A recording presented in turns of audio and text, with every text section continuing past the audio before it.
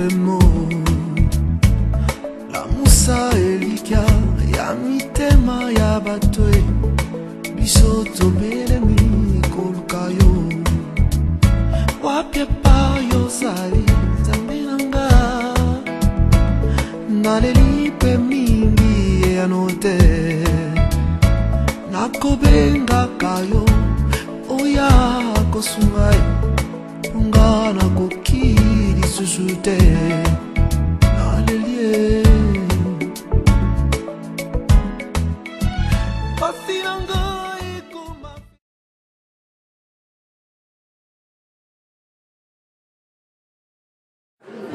Balandi à micro du pasteur Bobo Bozon, vous allez en Allemagne, karaté, conférence, il y a juste une côte que ça va commencer. En tout cas,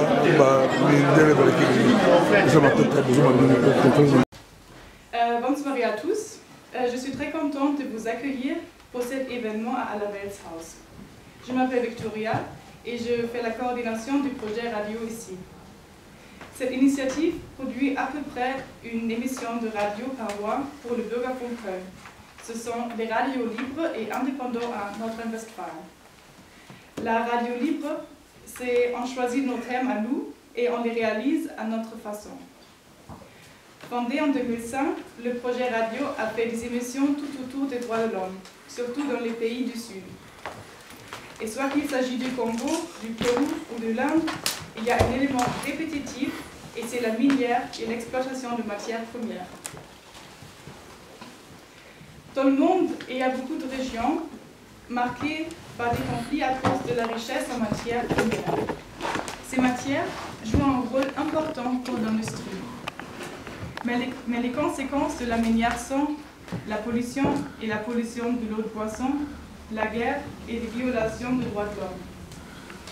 Les matières gagnées sont aussi la base pour nos produits blancs, nos appareils électriques, par exemple nos portables. Et là, on arrive au Congo.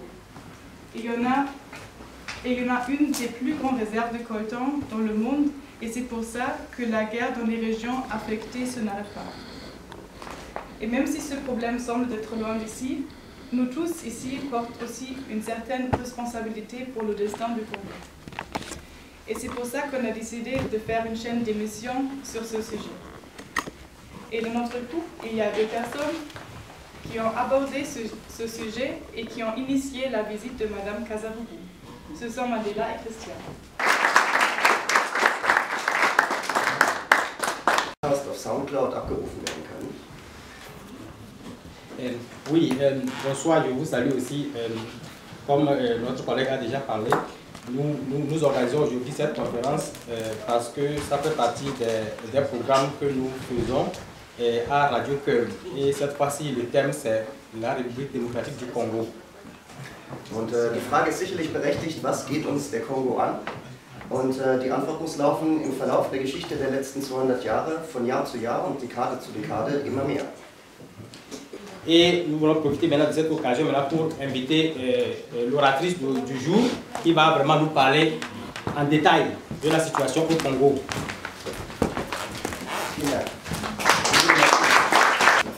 Okay, und jetzt dürfen wir Madame Kasavubu herzlich willkommen heißen.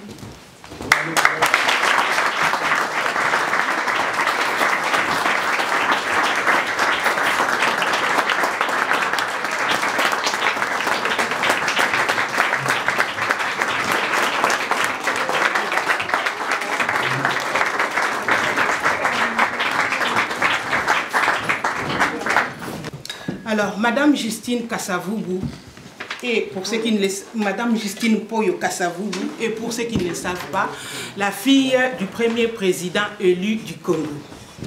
Alors, à ce titre, je pense qu'il n'y a pas mieux placé pour nous parler du Congo.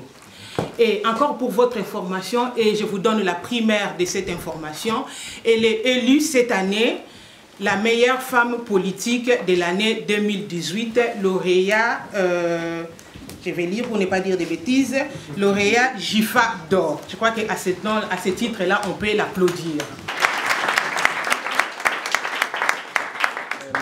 Die heutige Rednerin heißt Frau Justine Mpoyo Kasavubu und ist die Tochter des ehemaligen kongolesischen Präsidenten Joseph Kasavubu. Und auch zu ihrer Person, sie wurde in diesem Jahr zur politischen Frau des Jahres gekürt. Le prix international GIFADOR qui lui sera remis le 9 juin en France. Also sie ist jetzt den Preis gewonnen, der ihr in diesem Jahr im Juli überreicht wird. Donc, pour ne pas vous faire attendre longtemps, donc on va passer la parole à Madame Justine Mpoyo Kasavubu, pour qui nous sommes tous là. Comme ça, elle va nous dire ce qu'elle a préparé pour nous aujourd'hui. Et j'espère que vous serez pleinement satisfaits et que vous aurez des réponses à toutes les questions que vous vous posez. Alors, à tous les amis du Congo, je dis Ingeta. Ingeta. Alors, avant de commencer, je vous salue tous. Et donc, avec votre permission, j'aimerais bien qu'on pense à toutes nos victimes. Et aujourd'hui, sachez que nous enterrons le martyr le plus récent de notre lutte, le jeune Rossi Mukendi.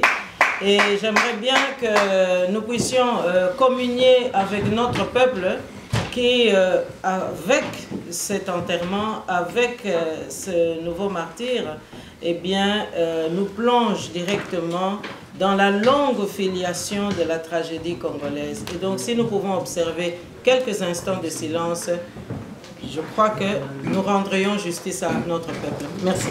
Ich bitte Sie, eine Gedenkminute zu halten für alle Opfer im Kongo, die gefallen sind.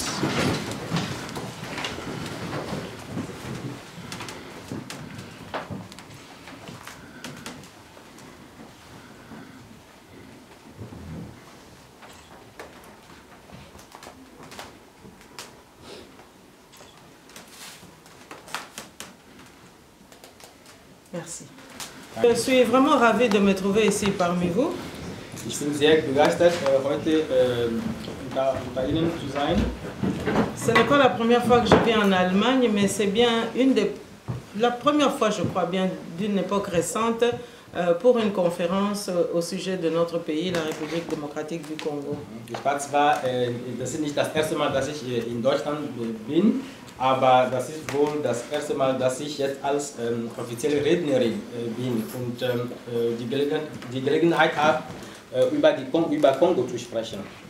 Alors j'envisage cette rencontre un peu comme une conversation, mais certainement comme une interpellation. Ich würde gerne diese Veranstaltung zuerst als Konversation, also als Dialog zwischen uns und auch als ein Appell an uns alle über die Lage im Kongo. Et j'espère que la nouvelle chancelière, Madame Angela Merkel, qui vient après vraiment une épreuve terrible de constituer une nouvelle équipe, et bien que cette équipe gouvernementale sera à l'écoute de ce que nous allons dire aujourd'hui. Et j'espère que chacun se sentira un petit peu l'ambassadeur de ce que nous allons vous donner, parce que ce peuple ne sait plus à quel sein se vouer. Et nous attendons un secours. Ich hoffe sehr, dass die neue bestellte Bundesregierung unter die Führung von Angela Merkel auch heute wirklich ein Gehör für uns heute haben kann, so dass man auch versucht, eine Lösung für Kongo zu finden, weil die kongolesische Bevölkerung selber ist jetzt, weiß nicht mehr, wie es weitergeht und man braucht wirklich Hilfe und deswegen wären wir auch dankbar, wenn Sie hier auch als Multiplikatoren auch agieren können. Alors j'ai posé la question avant d'entrer dans cette salle, est-ce que les Allemands sont prêts à entendre la vérité? Est-ce qu'ils aiment la vérité? Est-ce qu'ils aiment qu'on mette les points sur les i?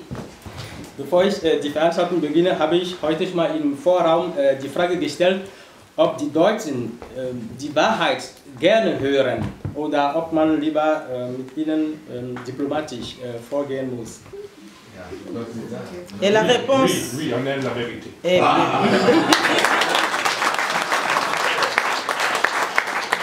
Alors, on m'a demandé de parler notamment des pillages, de l'exploitation des matières premières dans notre pays, de l'impact géopolitique de cette question, et puis finalement, qu'est-ce qui en découle par rapport à la démocratie en République démocratique du Congo pour expliquer la situation d'aujourd'hui.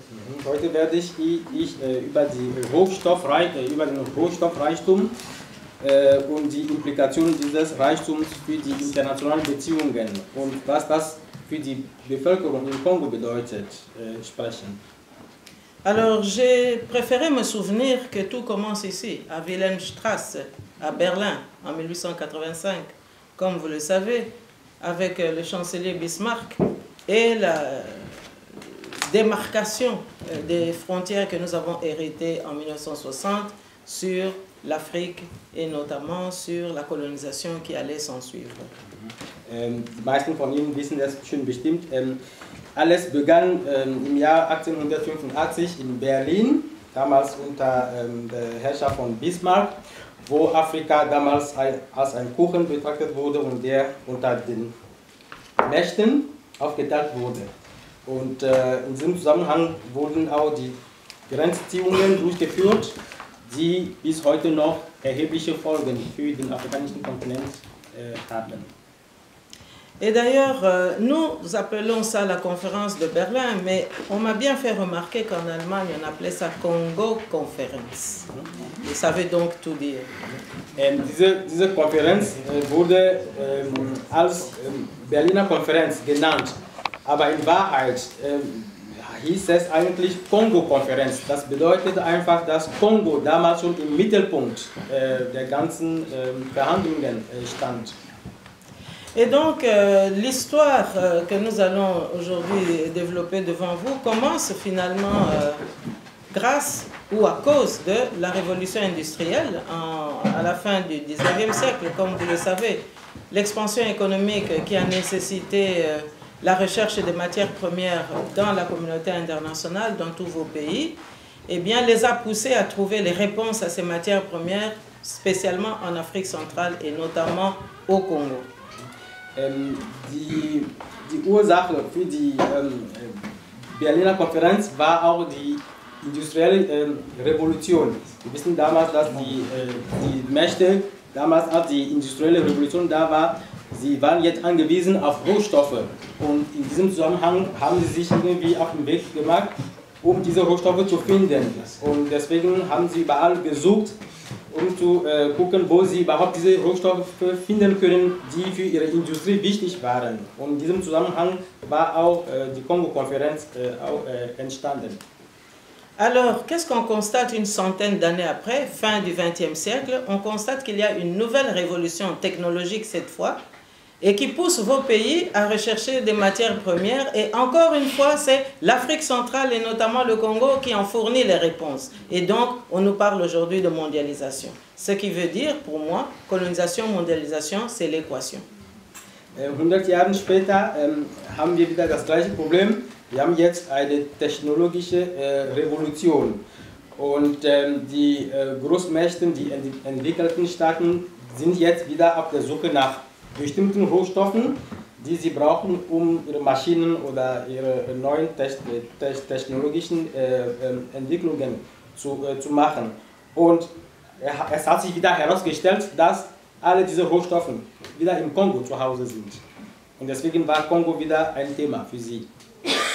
Et donc les mêmes causes produisant les mêmes effets, nous sommes tentés de considérer que la crise aujourd'hui, eh bien, c'est une crise du néocolonialisme.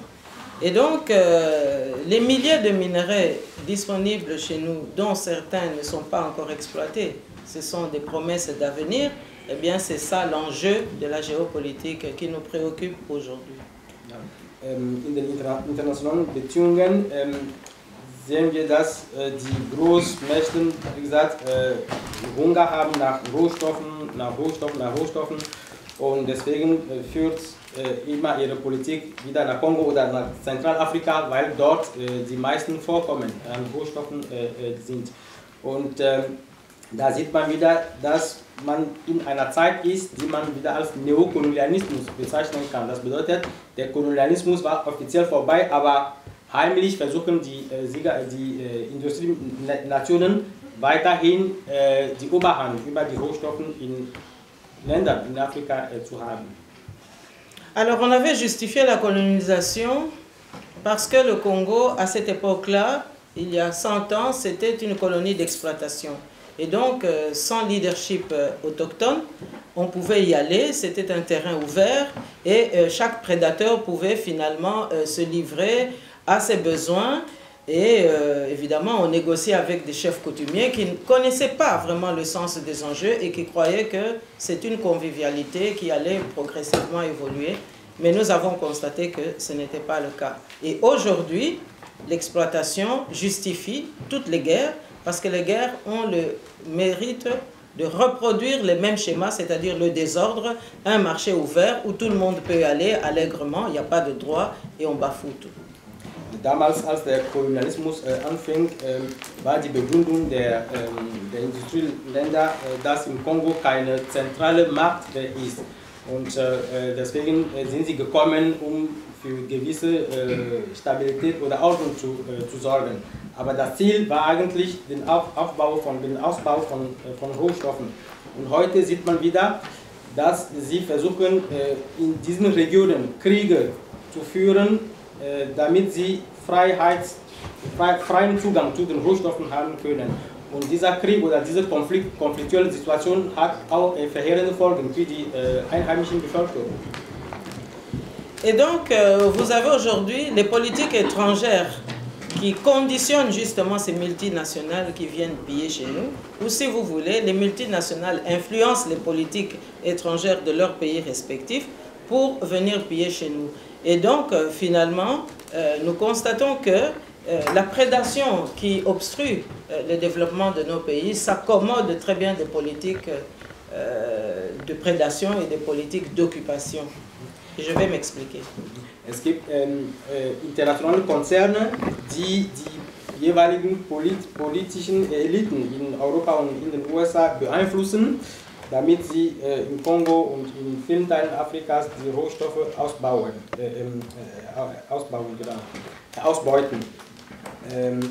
Weil diese Konzerne brauchen eben diese Rohstoffe, um ihre Industrien weiterzuentwickeln.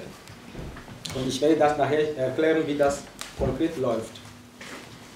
Oui, alors maintenant, comment est-ce que nous pouvons vraiment souligner l'impact justement de ces politiques étrangères et de la géopolitique sur notre pays, la République démocratique du Congo?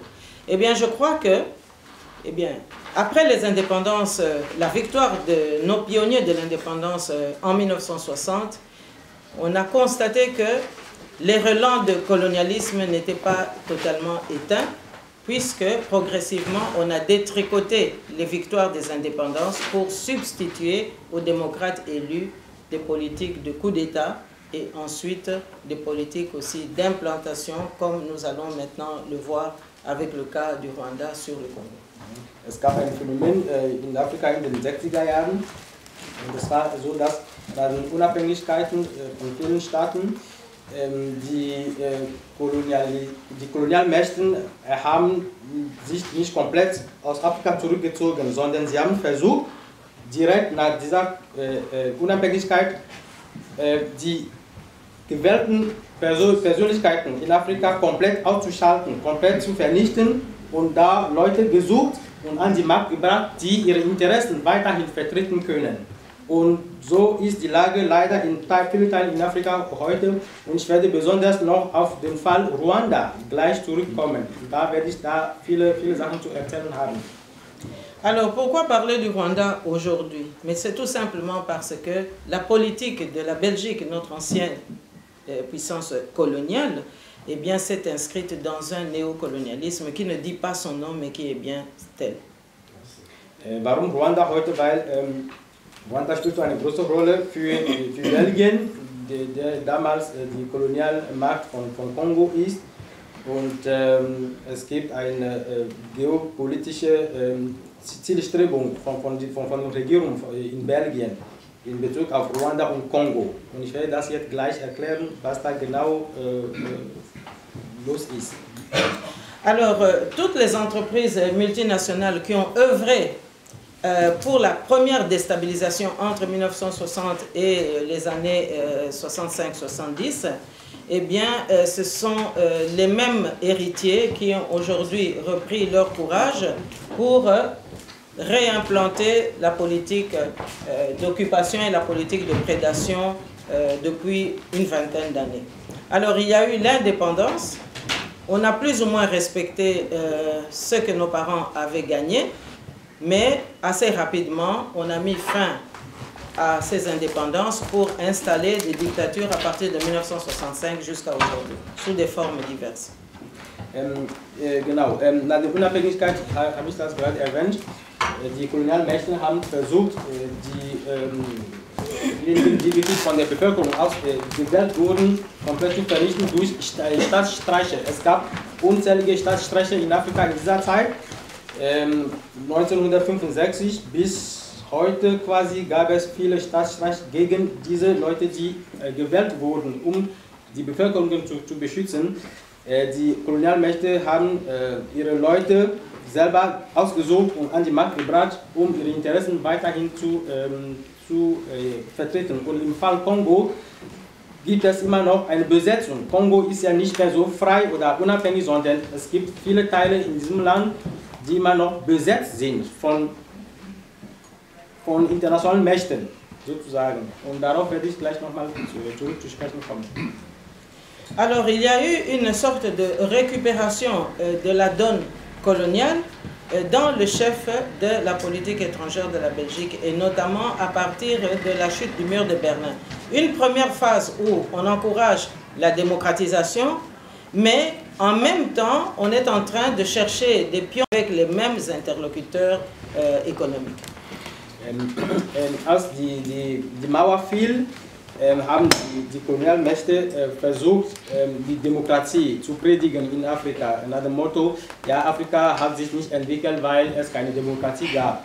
Aber gleichzeitig haben sie versucht, mit der linken Hand andere Politik zu betreiben, um weiterhin ihre Interessen weiterhin zu vertreten. Das heißt, die Predigt über die Demokratie war eigentlich nicht ehrlich, sondern das war nur eine Methode, um weiterhin ihre Besetzungspolitik weiterzutreiben. Alors évidemment, il y a eu le génocide qui est finalement toute une série d'erreurs qui ont été commises, et le Rwanda qui arrive avec Paul Kagame. On a dit, mais attention, on est en train d'opérer un génocide contre les Tutsis, et pour mettre fin à ce génocide, il faut vite aller au Congo pour poursuivre les auteurs du génocide. Et voilà le Rwanda qui envahit le Congo, mais avec à l'arrière-plan des contrats commerciaux que le Rwanda a signés avec les pays qui nous ont colonisés notamment.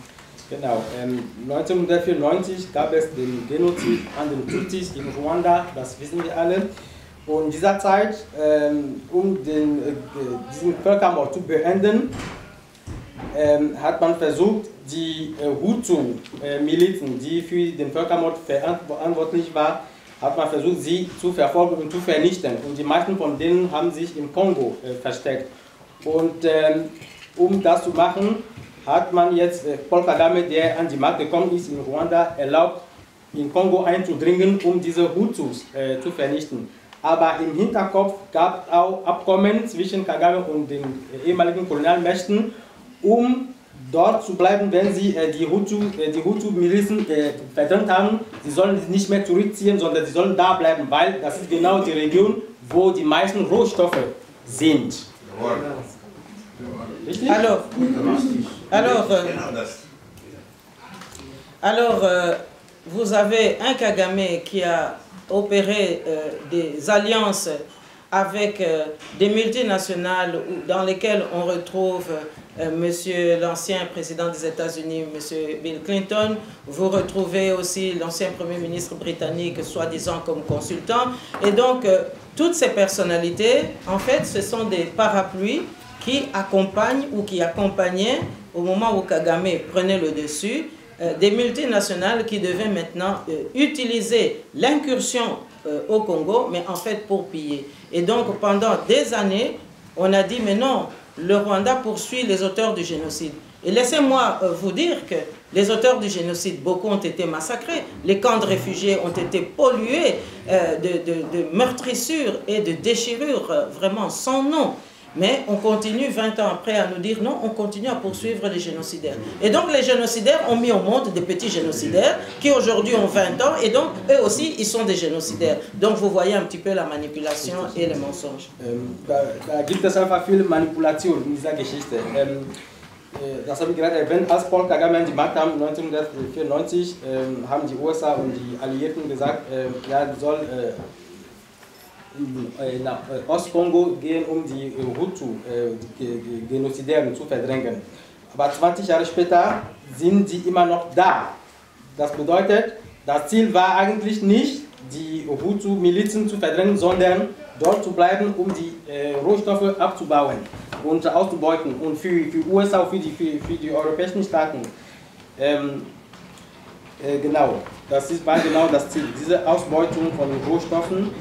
Die Geschichte über Hutu, das war nur ein Vorwand, um dort zu bleiben und den Reichtum in dieser Region auszubeuten. Donc vous avez eu des groupes comme des Glencore, comme des Amphi, etc. Mais qui recherchent quoi? Du coltan, qui recherchent de la cassitérite, qui recherchent des diamants, qui recherchent de l'uranium.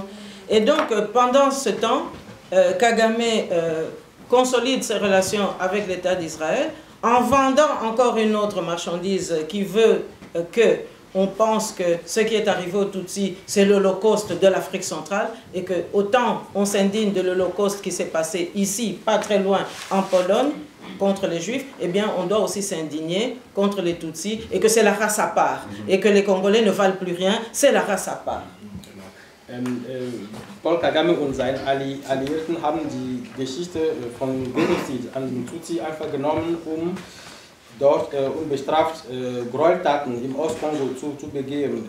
Nach dem Motto, selbst wenn man sie kritisiert, dann sagen sie immer, ja, sie waren selber Opfer von Genozid und deswegen darf man sie nicht kritisieren. Und sie nehmen einfach diesen Vorwand und machen einfach Verbrechen gegen die kongolesische Bevölkerung. Und Kagame hat auch jetzt, ist ein eng Verbündeter von Israel und über diese Verbindung vertreiben sie auch die Rohstoffe, die in diesem Teil von Kongo herrschen. Zum Beispiel Kupfer oder Coltan und Diamanten sind dort sehr reichlich und so läuft das. Et donc on a affaibli l'État congolais en soutenant une gouvernance qui n'était pas démocratique. Mobutu s'en va sur la pression internationale. On soutient la rébellion qui arrive. Laurent Désiré Kabila croit qu'il peut faire la relève, mais en réalité il y a un double agenda du Rwanda qui ne veut pas d'un nationaliste à la tête du pays parce qu'il faut piller, il faut prendre les matières premières et il faut satisfaire les mentors. Et parmi les mentors, vous avez la Belgique qui a même été jusqu'à demander pardon pour vraiment faire bonne figure et donner l'impression qu'effectivement on se repent et on oublie, on veut vraiment oublier tout le mal qu'on a fait et qu'on est prêt à repartir sur de nouvelles bases, mais au détriment du peuple congolais. Damals, als Mobutu von dem Markt gejagt wurde, war Laurent Désiré Kabila an den Markt gekommen mit Unterstützung von Paul Kagame und den USA. Aber das Ziel war eigentlich, jemanden in den Kongo, an die Macht zu setzen, der bereit ist, die Interessen der Kolonialmächte weiterhin zu vertreten. Aber es hat sich herausgestellt, dass Laurent Désiré Kabila ein Nationalist war. Das bedeutet, er war nicht mehr bereit, die Rohstoffe von Kongo einfach so ziehen zu lassen. Und als er sich zur Wehr setzte, wurde er ermordet. Und die USA und die Alliierten Ruanda haben dafür gesorgt, dass jemand jetzt an die Macht kommt, der mit ihnen besser kooperiert als Laurent Désiré Kabila. Und das ist die Lage genau, die man jetzt im Kongo hat.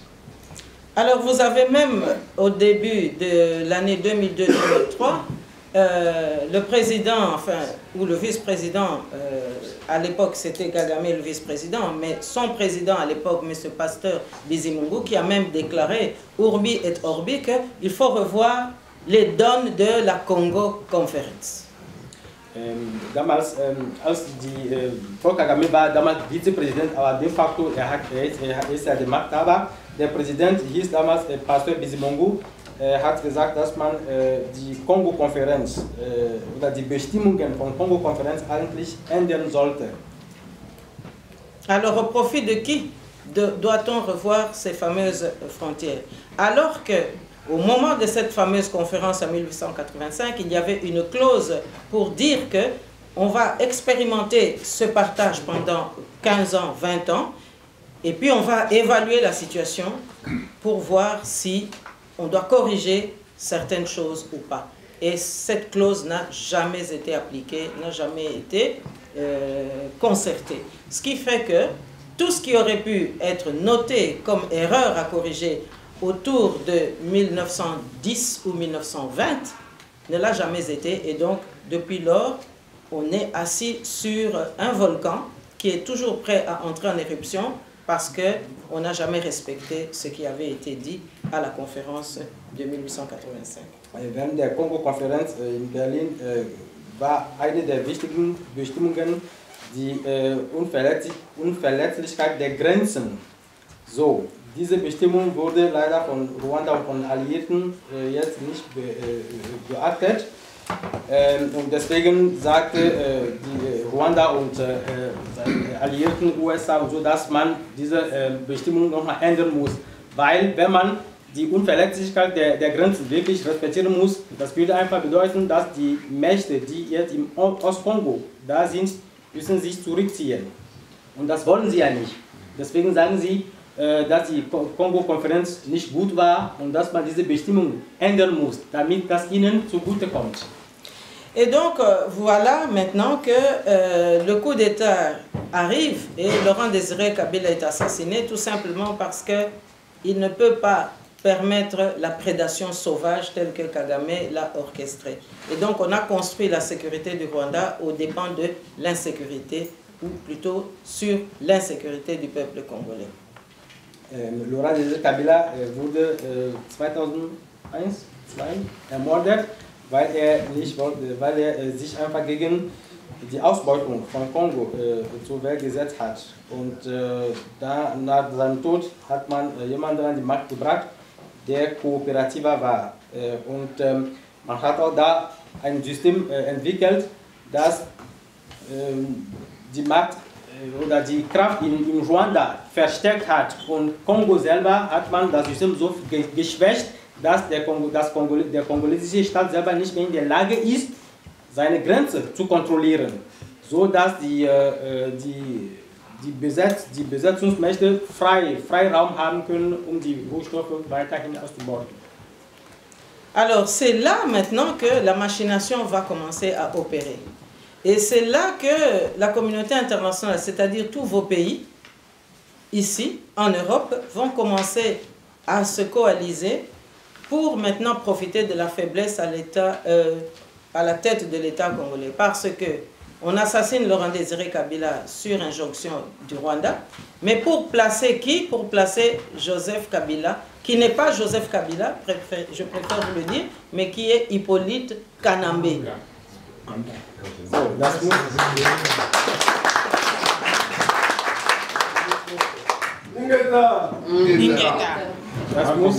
Das muss klargestellt werden, dass Laurent Désiré Kabila damals ermordet wurde, weil es eine Verschwörung gegen ihn war. Und Deutschland war auch mit beteiligt. Deutschland und alle europäischen und nordamerikanischen Staaten waren auch alle beteiligt.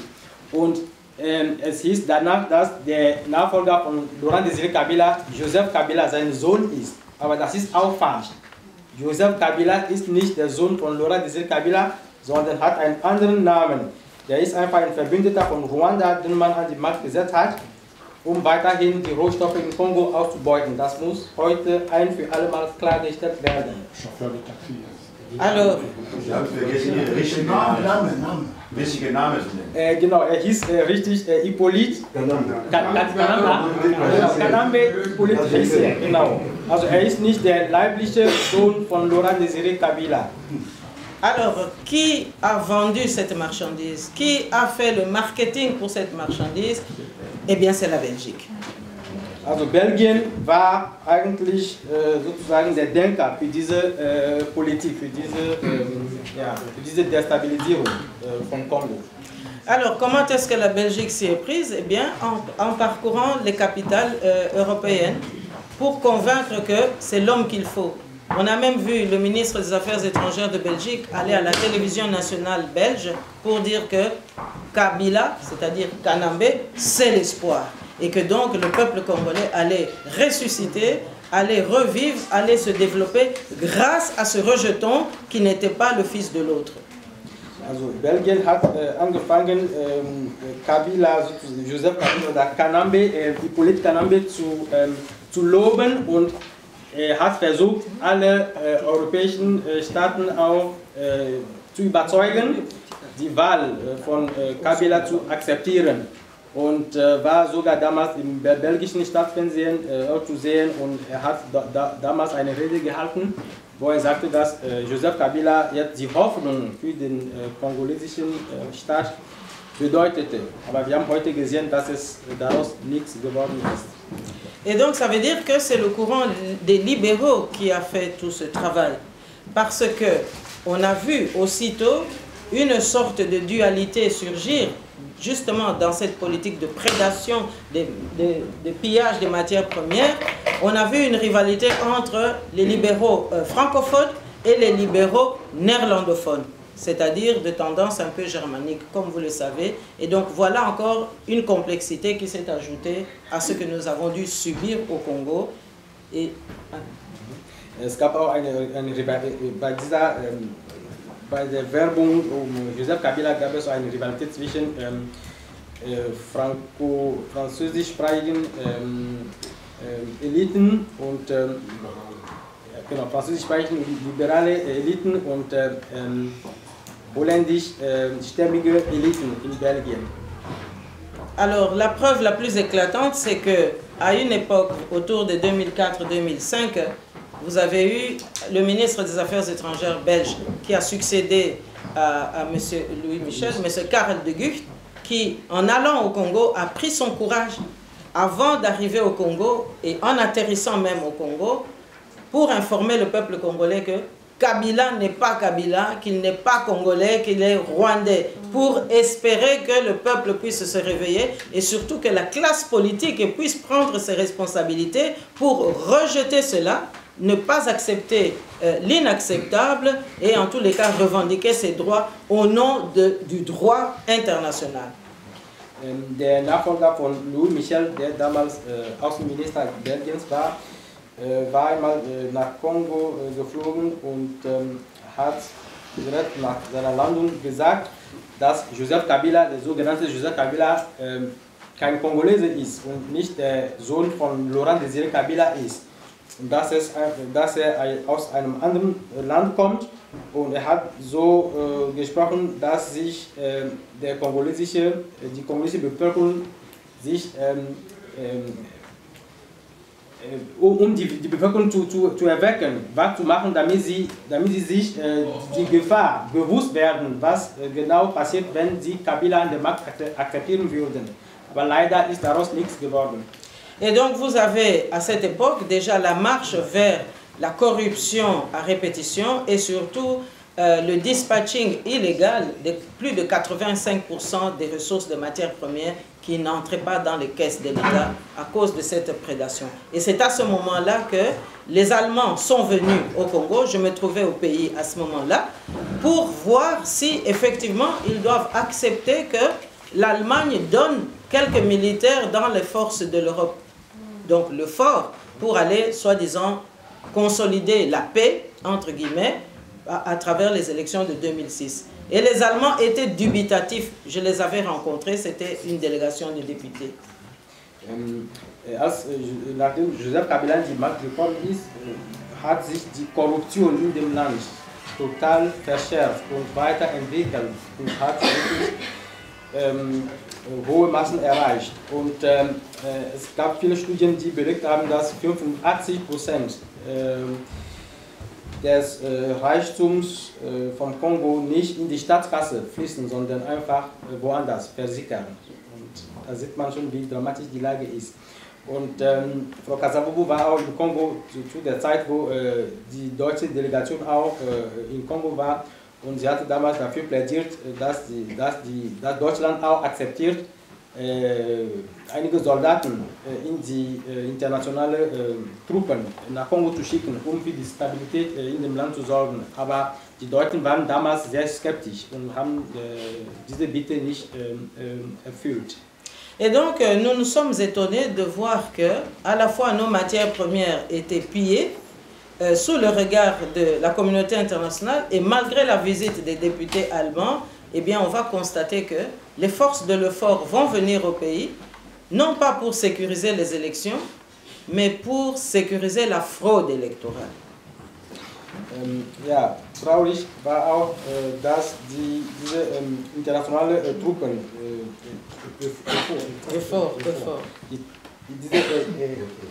die internationale Truppe hieß EUFOR, die war im Kongo entsandt worden, um eigentlich für die Stabilität und für die Sicherheit im Land zu sorgen und auch für die Transparenz der Wahl zu sorgen. Leider hat diese internationale Armee ist nach Kongo gekommen, um dort die Wahlmanipulation, den Wahlbetrug zu schützen oder zu fördern, sozusagen. Ja.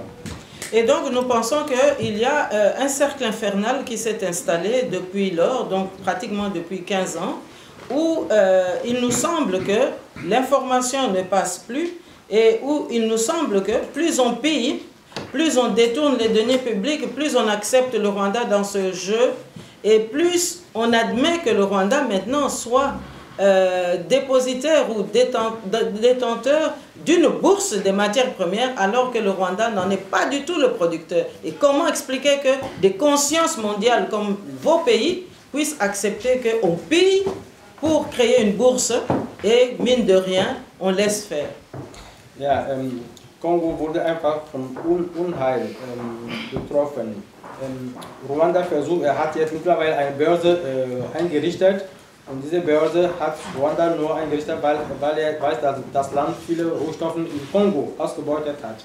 Und je mehr die Rohstoffe ausgebeutet werden, desto größer wird diese Börse von Ruanda. Und an dieser Börse sind auch die europäischen Staaten auch beteiligt. Und sie loben immer wieder Ruanda, weil sie sagen, Ruanda entwickelt sich jetzt sehr gut. Aber was sie nicht wahrhaben wollen, ist, Ruanda entwickelt sich, weil das Land die Rohstoffe aus dem Kongo ausbeutet.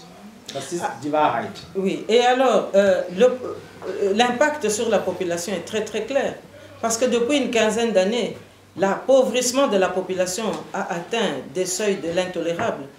Si aujourd'hui vous trouvez des gens qui peuvent vous dire qu'ils peuvent gagner même $1,50 par jour, mais je crois qu'à ce moment-là, il faut prier Dieu parce que vous n'en trouvez pratiquement plus.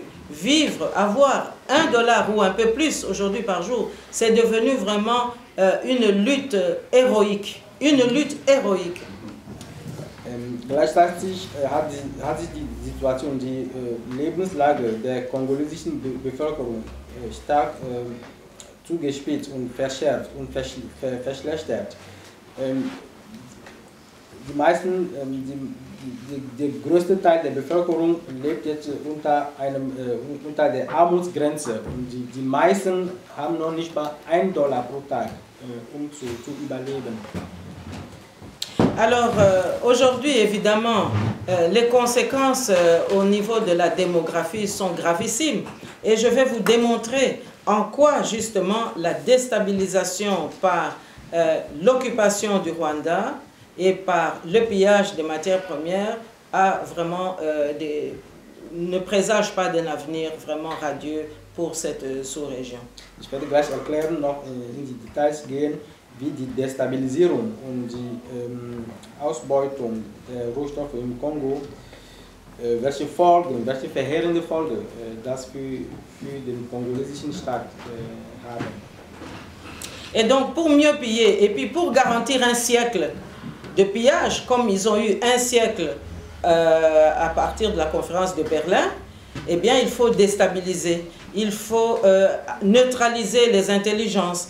Et donc la politique qu'on a soutenue en réalité en encourageant Kagame, c'est la politique de dépeuplement de la Congolité pour le repeuplement de la Nilotique ou bien de la Tutsi. Hein, comment pourrais-je dire, de la Tutsi graphie peut-être, mais en tous les cas, massacrer les Congolais pour implanter les Tutsis à la place.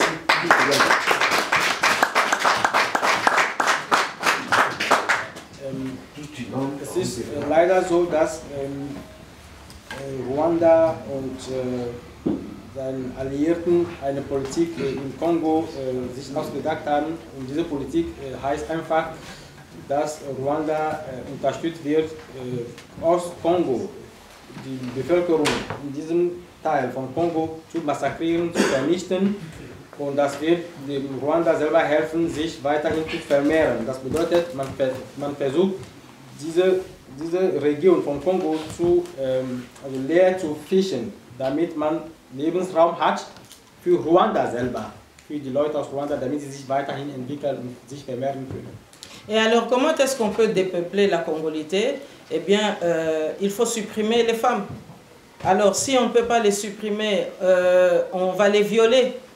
Die Strategien, die verwendet werden, diesen Teil von Kongo zu entvölkern, ist zum Beispiel Vergewaltigung.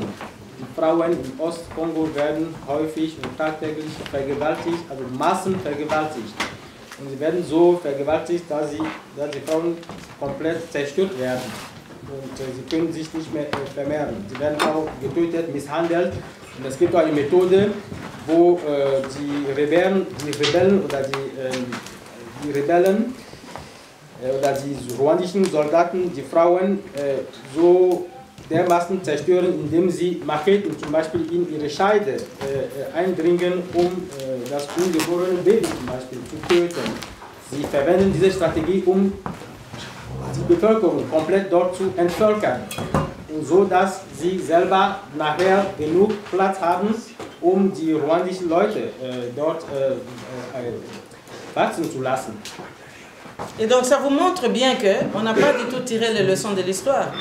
Ce qu'on protège en Europe, par vos pays, mais on le déverse en Afrique.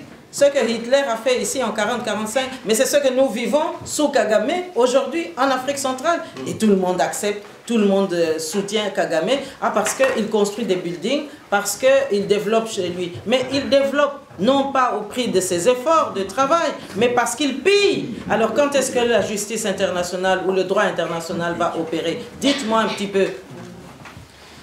Es gibt leider einfach eine Doppelmoral im Moment, und das finde ich sehr schade. Es ist so, dass alles, was damals passiert war unter Hitler, wie die Juden ermordet wurden, das Gleiche erleidet auch jetzt die Bevölkerung Kongos, und die Welt schweigt darüber. Und was man nur macht, ist, dass Ruanda und Paul Kagame gelobt werden nach dem Motto, ja, sie entwickeln sich gut. Sie bauen Buildings, sie bauen Wolkenkratzer und so weiter, aber sie machen diese Entwicklung nicht aus eigenem Fleiß, sondern weil sie einfach Kongo ausbeutet. Und das ist die Wahrheit. Und es ist jetzt Zeit, dass die internationale Gemeinschaft auch eine Stelle wirklich zieht und für Klarheit sorgt in dieser Geschichte. Alors ce cynisme va tellement loin qu'on oublie les Hutus dans l'affaire. Mais les Hutus ne sont pas des Congolais. Alors, c'est nous qui devrons gérer plutôt les Hutus demain, ou bien ils devront toujours être gérés dans la donne du Rwanda. Mais qu'est-ce qu'on en fait aujourd'hui? Mais rien du tout. On aide Kagame parce qu'il est l'ami de Blair, parce qu'il est l'ami de Clinton. Mais Clinton et Blair vous amènent où? Ja, das Traurige an dieser Geschichte ist auch, dass die Hutus Volksgruppe gar nicht mehr zur Sprache kommt. Man versucht, diese Hutu einfach zu verdrängen nach Kongo. Aber Ruanda gehört nicht nur den Tutsi, sondern auch den Hutu. Da sind ja zwei Volksgruppen. Und von diesen Volksgruppen spricht man gar nicht mehr. Man lobt nur Kagame, weil er gute Sachen macht und weil er Freund von Clinton oder von Tony Blair ist. Und man denkt wirklich nicht an diese Hutu-Leute, die jetzt im Kongo sind. Sie sind ja keine Kongolesen, sie müssen irgendwann auch in ihr Land zurückkehren. Aber das interessiert im Moment niemanden. Alors vous avez l'autre scandale, c'est-à-dire que le Rwanda, oui, champion, parce qu'au lac Kivu, le Rwanda a réussi à ériger, grâce à des financements extérieurs, un terminal pour l'exploitation du gaz méthane. Oui. Mais ce gaz méthane, oui, quand vous regardez l'installation, c'est sûr, si on veut accepter que la frontière est là, c'est sur la partie du Rwanda. Mais on puise sur la partie du Congo. C'est-à-dire que le gaz méthane, en fait, c'est soutiré du Congo pour donner l'impression que ça rejaillit au Rwanda. Qu'est-ce que la communauté internationale fait? Qu'est-ce que l'Allemagne fait? On attend. Es gibt einen See im Kongo namens Kivu-See und diesem See hat Ruanda eine Einrichtung errichtet, wo man Gas, Methan aus Kongo ausbeuten kann und weiter vertreiben kann. Und sie haben dort ein System aufgebaut, der so aussieht, als ob diese Gasvorkommen aus Ruanda kommt. Aber das kommt nicht aus Ruanda, sondern das kommt aus Kongo. Sie beuten das aus Ruanda aus und verkaufen das weiterhin. Und alles wird aber vertuscht. Und man tut so, als ob alles dem Ruanda gehört. Aber das ist leider nicht die Wahrheit. Alors vous avez aussi le compère du Rwanda, l'Ouganda, qui au lac Albert fait la même chose pour puiser le pétrole, mais le pétrole qui vient du territoire congolais. Donc ça ne leur suffit pas de piller sur ce qu'ils ont revendiqué comme étant des droits de poursuite, hein, des génocidaires, mais ils doivent encore aller souterrain pour puiser tout ce qu'il y a du côté du Congo. Donc, ma foi, la communauté internationale est en train d'investir sur le terrorisme qu'elle ne contrôlera pas demain. Alors, il y a aussi cet autre scandale, le déversoir des déchets nucléaires. Et si vous regardez bien dans l'histoire non dite de vos pays ici, et notamment d'Allemagne, d'après toutes les informations que nous avons réunies, eh bien, à un moment donné, dans la cuvette centrale, on a été déversé des déchets nucléaires dont on ne voulait plus ici en Occident. Alors, s'il y a des Grünen ici, moi j'aimerais bien qu'ils soient attentifs, parce que l'enjeu demain, dans l'économie de notre pays, mais c'est aussi la protection de l'environnement. Ce sont les bienfaits de la cuvette centrale. Qu'est-ce que nous conservons comme forêt? Quel est le pourcentage de terres arables que nous allons laisser pour l'exploitation de la vie quotidienne normale? Et qu'est-ce que nous allons concéder pour l'industrialisation? Donc, die Grünen, allez, Achtung, Achtung, hein, levez-vous. Die kongolesische Bevölkerung gefordert und attackiert, sondern es gibt auch eine ökologische Katastrophe im Kongo. Viele Abwässer oder viele die Reste von nuklearen Chemien, Einrichtungen werden auch im Kongo in den See abgeworfen. Und das alles führt zu einer ökologischen Katastrophe für die Bevölkerung. Deswegen hat Frau Kasavubu jetzt gesagt, sie wünscht sich, dass jetzt vielleicht die Vertreter von den Grünen auch hier ist, damit sie auch diese Infos auch gerne weitergeben kann. Alors, je vais vous montrer maintenant par un exemple que c'est un complot international. On a parlé de la Belgique, on a parlé de la naïveté de la délégation allemande qui apparemment n'était pas vraiment très au fait qu'on était en train d'exploiter leur présence pour justifier un soutien à une dictature et à une fraude électorale. On peut parler de la France pour bien montrer que la manipulation du Rwanda est au maximum aujourd'hui. Pour consolider tout ça, vous savez que Kagame a œuvré, a fait du lobbying pour obtenir la présidence de l'Union africaine, de manière à ce qu'il puisse, espérait-il, chapeauter tous les dégâts qu'il a fait en Afrique en tant que leader maintenant de l'Union africaine. Zu Frankreich, Ruanda unter Paul Kagame hat jetzt mittlerweile den rotierenden Vorsitz der Afrikanischen Union. Und das war mit Unterstützung Frankreichs, das war eine Strategie, jetzt die Gräueltaten, die Ruanda und Paul Kagame begangen haben, zu vertuschen. Weil wenn man jetzt als Vorsitz der Afrikanischen Union ist, dann kann man keine Kritik mehr ernten. Das war eine gezielte Strategie. Und das alles wurde mit viel Lobbyarbeit gemacht, damit er heute diesen Vorsitz inne hat. Et souvenons-nous que pour juguler les conséquences du génocide, avec l'opération turquoise qui avait été conduite par les Français. Le reproche du Rwanda sur la France, c'était de dire mais c'est la France qui a favorisé la fuite des auteurs du génocide vers le Congo. Et donc, nous avons un problème avec les Français. Alors, maintenant, qu'est-ce que le Rwanda a pris comme décision? C'est de ne plus être un pays francophone, mais c'est d'aller plutôt dans l'aile anglo-saxonne, c'est-à-dire de faire partie de la SADC et de fréquenter le Commonwealth. Et on parle anglais au Rwanda. Es gibt jetzt genau ein Problem zwischen Ruanda und Frankreich zur Zeit des Völkermordes, weil damals unterstützte die französische Regierung die Hutu-Mehrheit, die damals an der Macht war. Und als Paul Kagame an die Macht kam, hat Frankreich immer wieder vorgeworfen, den Hutus zu helfen. Und aus diesem Grund hat er die Verfolgung der Hutu-Volksgruppe im Ostkongo unternommen, um sie komplett zu vernichten, weil er sagte, dass diese Leute immer noch von Frankreich unterstützt wurden. Und um jetzt die Zusammenarbeit oder um komplett mit Frankreich zu brechen, hat er entschieden, dass die Französisch nicht mehr die Amtssprache in Ruanda sein wird, sondern Englisch. Und das ist auch jetzt mittlerweile so, seit einigen Jahren wird jetzt in Ruanda Englisch gesprochen.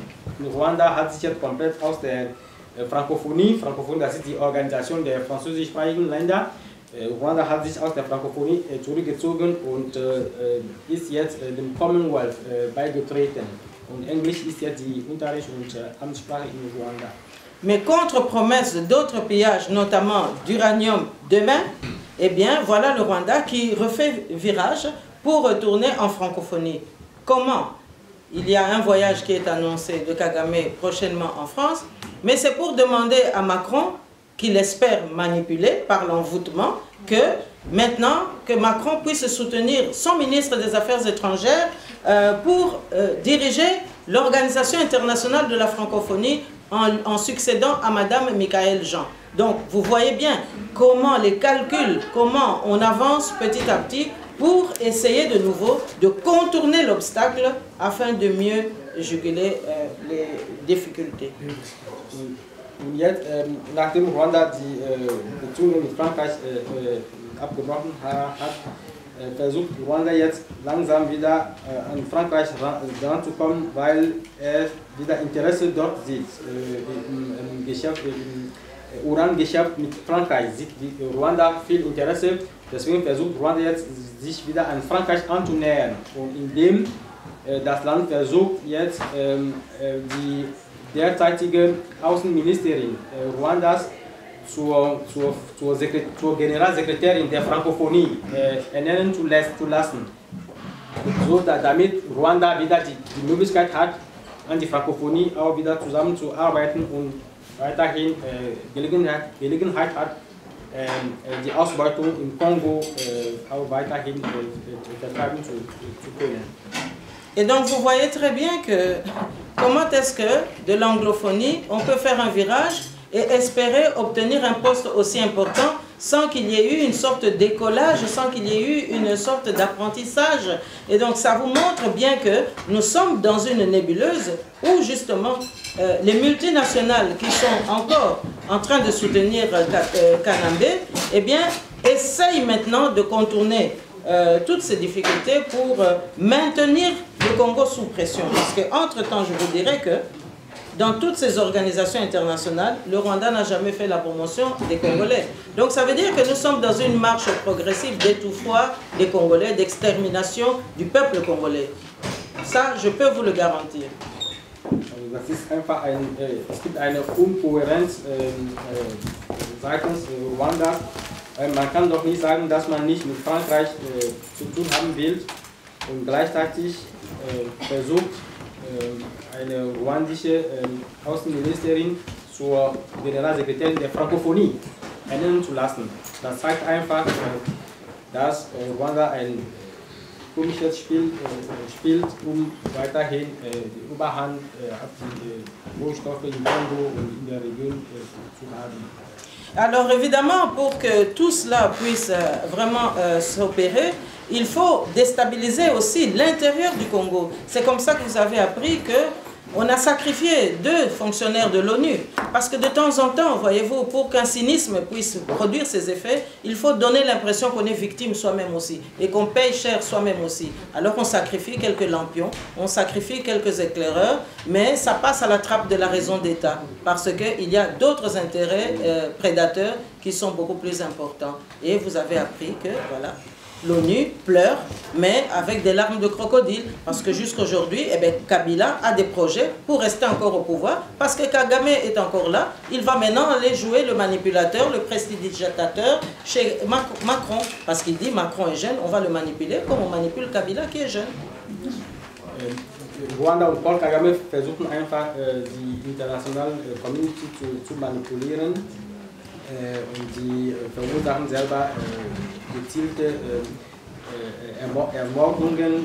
Wir haben mitbekommen, dass vor einigen Wochen 2 UN-Gesandten im Kongo getötet wurden und das alles wurde durch Manipulationen von Rwanda und von Kabila gemacht, um zu sagen, um die internationale Community zu beeinflussen und zu manipulieren.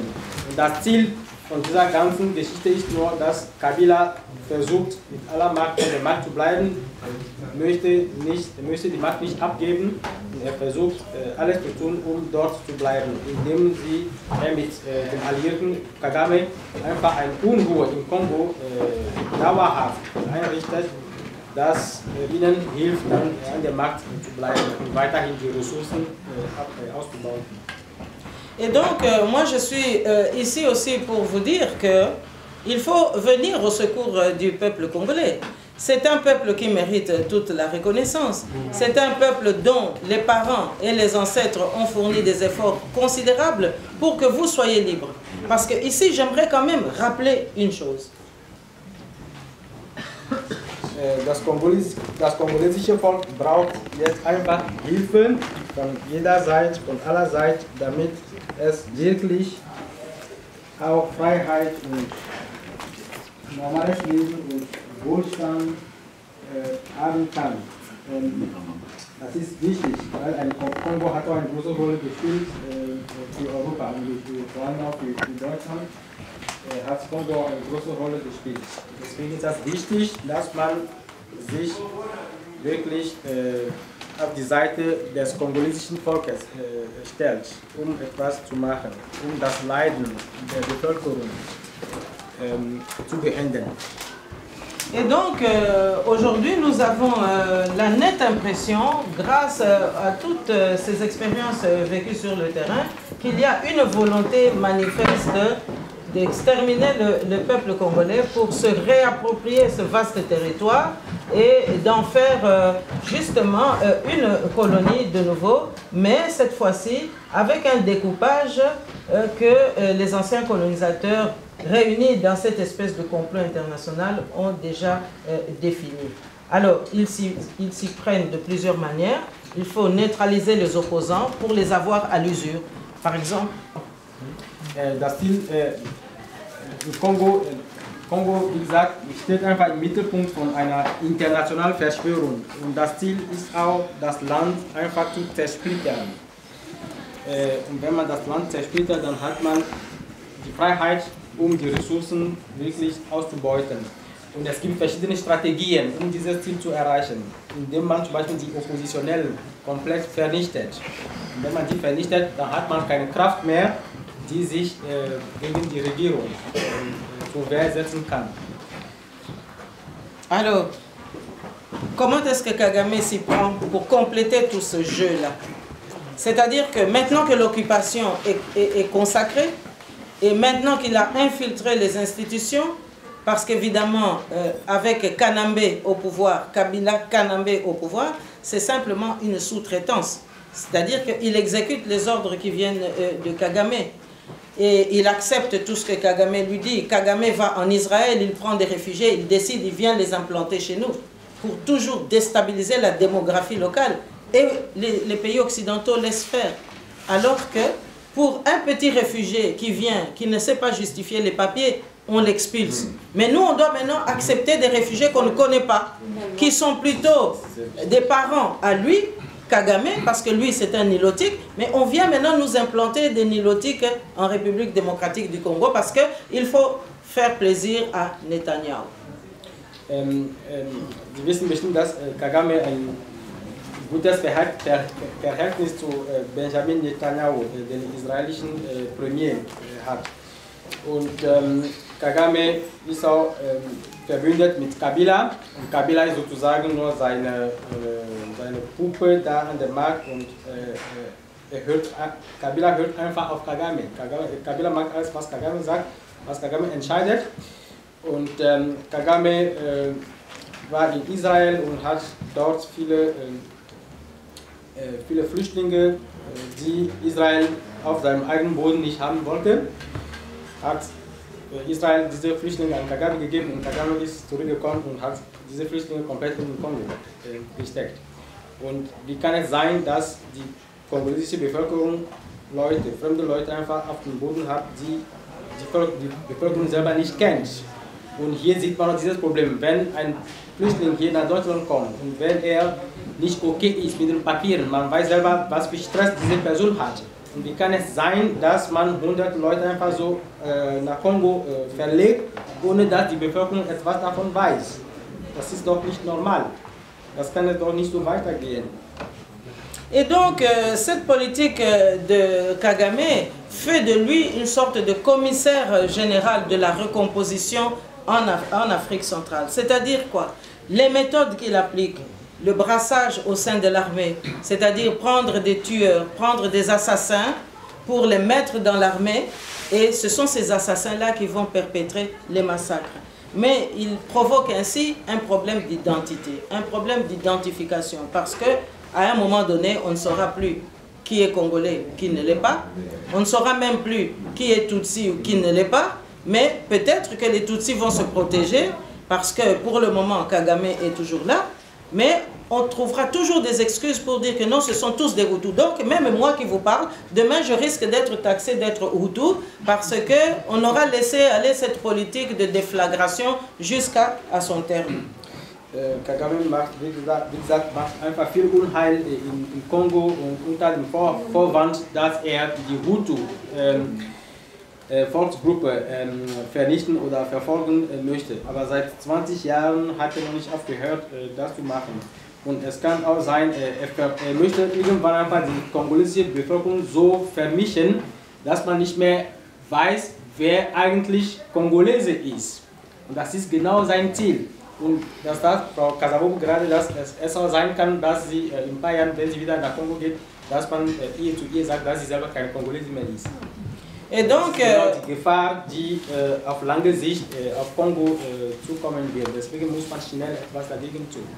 Et donc, cette politique d'assistance vis-à-vis d'un tortionnaire qu'est Paul Kagame, aujourd'hui pose au Congo un problème réel d'identification. On ne peut pas aller à des élections, par exemple, si on ne sait pas qui est qui.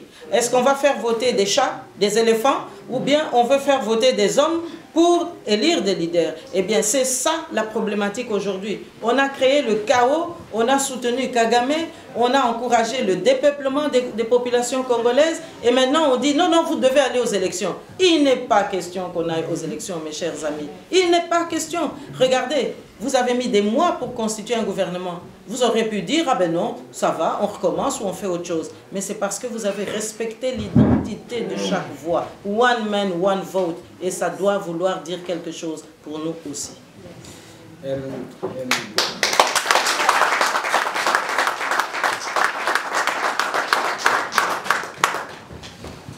Das Problem im Kongo auch ist ein Identitätsproblem, weil viel Chaos, viel Zerstörung, viele Konflikte, viele Kriege, viele Verbrechen auf dem Boden begangen wurden, weiß man nicht mehr genau, wie die Bevölkerung überhaupt ist. Und dieses Identitätsproblem ist ein großes Hindernis für die Wahlen.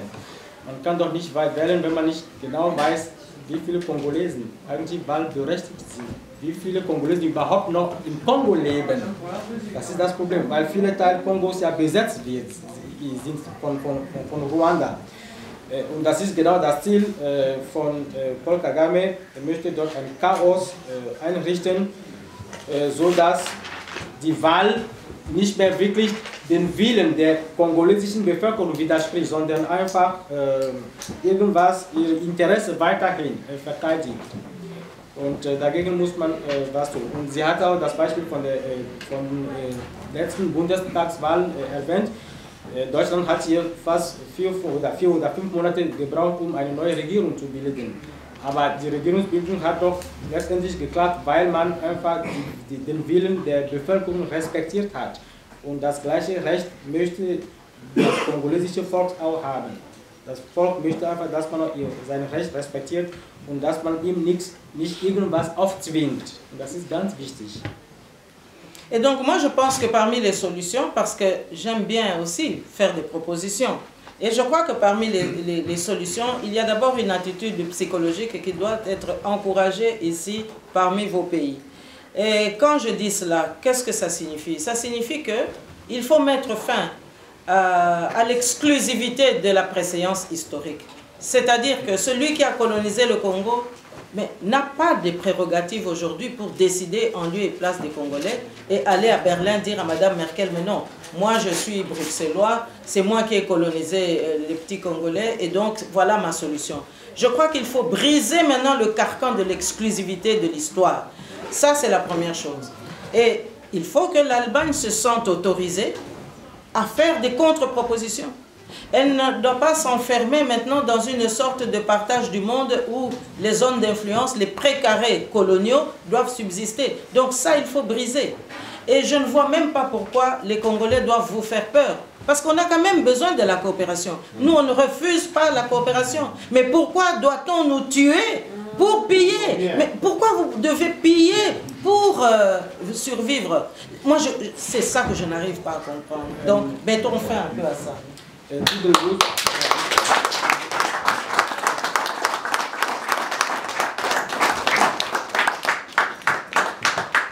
Zu den Lösungen gehört zum Beispiel das Ende der Exklusivität. Das bedeutet, nur weil Kongo von Belgien kolonialisiert wurde, berechtigt den belgischen Staat nicht überall zu gehen und sagen, dass Belgien eine Lösung für das kongolesische Problem hat. Man muss das kongolesische Volk in Ruhe lassen. Das Volk kann selber entscheiden, was es will, und keiner von außen darf irgendeine Lösung bringen.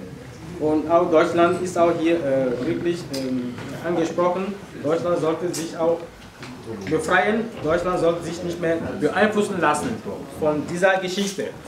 Deutschland soll auch sachlich bleiben in der Sache und auch ihr eigener Standpunkt verteidigen.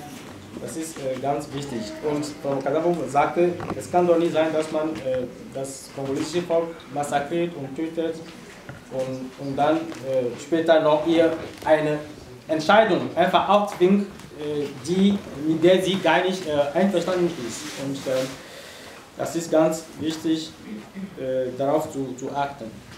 Et je pense que dans cette démarche, il est demandé à cette communauté internationale par l'opposition de la diaspora politique responsable que nous représentons, eh bien, de soutenir la voix des Congolais et de soutenir les choix des Congolais.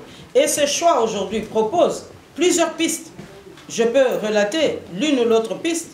Certains parlent d'avoir un administrateur parce qu'il faut que Kabila parte. Ça, je pense que l'Occident doit le comprendre. Lorsqu'on a décidé que Hitler devait quitter l'Allemagne, on devait mettre fin à cela. Toutes les forces se sont mises en mouvement pour arriver à ce résultat. Mais aujourd'hui, le peuple congolais qui est victime du complot international ne veut plus de Kabila Kanambe. Et donc je crois que continuer à piller éternellement, qu'est-ce qui va arriver? Il va arriver ce que moi j'ai entendu d'un Libanais. Donc vous voyez les ramifications, ce que ça donne. Hippolyte nicht mehr an der Macht bleiben soll, weil das ist einfach eine Katastrophe. Jeder Tag, jeder zusätzliche Tag, an dem er an der Macht ist, bedeutet Verbrechen, bedeutet Tötung von der kongolesischen Bevölkerung. Deswegen muss er unbedingt gehen und dann kann man gucken, wie es weitergeht. Aber man soll einfach sich im Klaren sein, dass er im Moment nicht mehr Teil der Lösung ist, sondern einfach das Hauptproblem im Kongo, das ist er im Moment. Alors, qu'est-ce que ce Libanais m'a dit? Mais, chère Madame Kasavubu, voyez-vous, c'était une conversation lors d'un dernier voyage au Congo. Que ce soit nous ou les Irakiens, nous tous qui sommes au Proche-Orient, vous savez, nous nous sommes rendus compte que l'Afrique est en train d'être recolonisée. On vient au Kadhafi, on chasse Bagbo, il n'y a pas de droit, il n'y a pas de justice, on les chasse parce qu'il faut aller prendre le cacao, il faut aller prendre le pétrole, et chez vous, il faut venir prendre l'uranium. Eh bien, chère Madame Kasavubu, le jour où vous allez apprendre à tuer un blanc, eh bien, on va vous respecter. Parce que c'est nous c'est ce qu'on fait au Proche-Orient. Et donc, si on n'aide pas le Congo, voilà ce qui arrive. Parce que pendant que vous avez des prédateurs qui viennent piller, mais à la base, tous ceux qui viennent de partout, voilà l'idéologie qu'ils sont en train de répandre auprès de nos populations, qui n'ont plus d'autre choix. Voilà ce qu'ils ont. Si moi j'ai pu entendre ça, sans l'avoir cherché, mais alors, à combien de personnes a-t-on dit cela avant que moi je croise le chemin de ces gens-là? Donc, c'est vers cela qu'on va. Et demain, on risque d'apprendre que, tiens, maintenant on commence à tuer des Blancs en Afrique. Mais c'est parce que vous ne faites rien maintenant qu'il est encore temps. Donc, il faut dire à vos gouvernements, nous sommes là. Nous, on ira aux élections le jour où ce sont les Congolais qui vont les organiser, avec une identification préalablement établie. Et donc, nous avons une administration qui est prête pour prendre la relève, mais il suffit de l'encourager, c'est tout. Ein Libanese hat mit Frau Kasavubu gesprochen und hat ihr einige Wahrheiten über Afrika gesagt. Erstens hat er gesagt, dass er den Eindruck hat, dass Afrika gar nicht respektiert wird. Das bedeutet, die internationale Gemeinschaft kommt einfach nach Afrika und macht, was sie will. Und keiner sagt was. Die westlichen Länder kommen einfach nach Libyen und zerstören Gaddafi und stürzen ihn. Genauso war das auch in der Elfenbeinküste, wo Bagbo auch von Frankreich und von den UNO-Truppen komplett auch von dem Markt verjagt wird. Genauso im Kongo, wo Uran und Diamant und Kobalt und Coltan abgebaut und ausgebeutet werden, ohne dass jemand etwas sagt. So, und der Libanese hat zu ihr gesagt, solange die Afrikaner selber keine Repressalien machen, dann wird die Lage so weitergehen. Und er meinte, dass sowas würde niemals im Nahen Osten passieren. Warum haben die Europäer oder der Westen Angst vor den Arabern? Das ist so, dass die Araber direkt reagieren, wenn sie sich ungerecht behandelt fühlen. Und der Tag, an dem die Afrikaner anfangen würden, Europäer als Geisel zu nehmen oder zu töten, dann werden die Europäer auch jetzt wirklich wissen, dass jetzt die Zeit gekommen ist, dass man wirklich Gerechtigkeit mit dem afrikanischen Kontinent auch behandelt.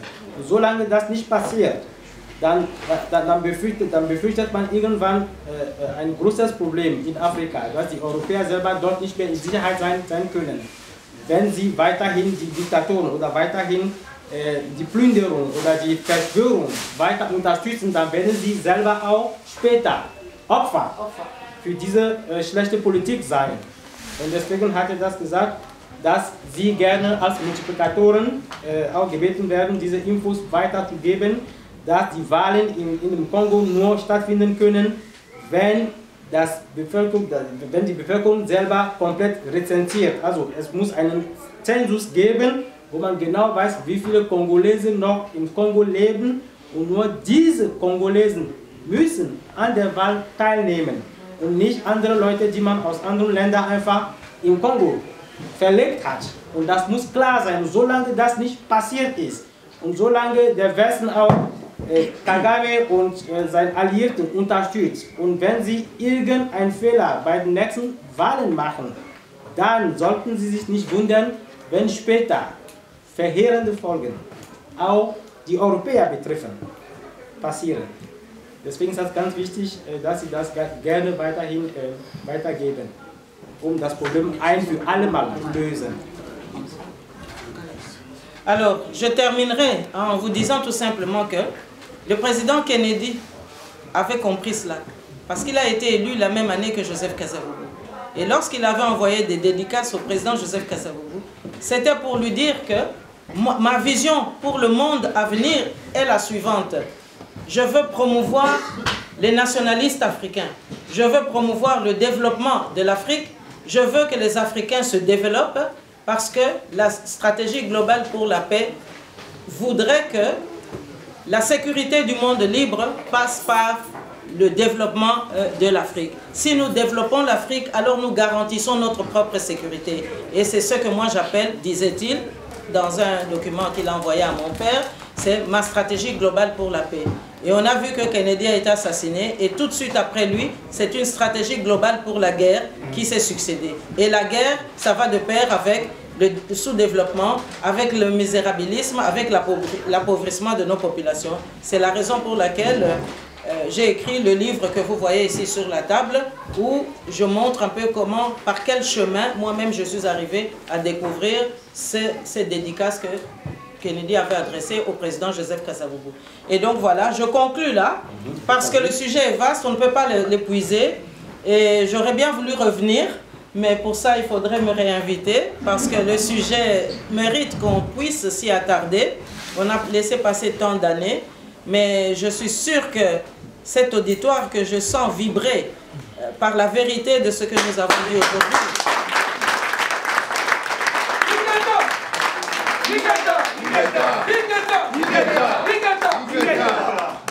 Eh bien, je crois que ces vibrations-là ne vont pas rester lettres mortes. Et je crois que sensibles comme nous, vous allez amener ce message. Et très modestement, je me suis considérée pendant quelques instants l'ambassadrice du peuple congolais qui crie justice.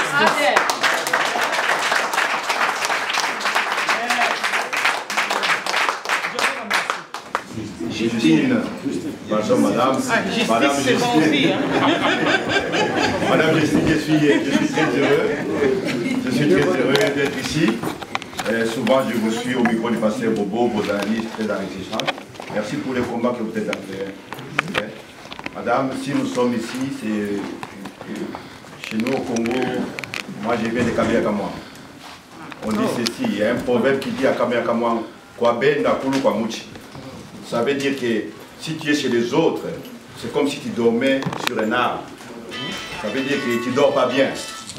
C'est la raison que nous, on est bien en Allemagne, on a tout, mais on n'est pas bien. Attends, je dois traduire, c'est intéressant.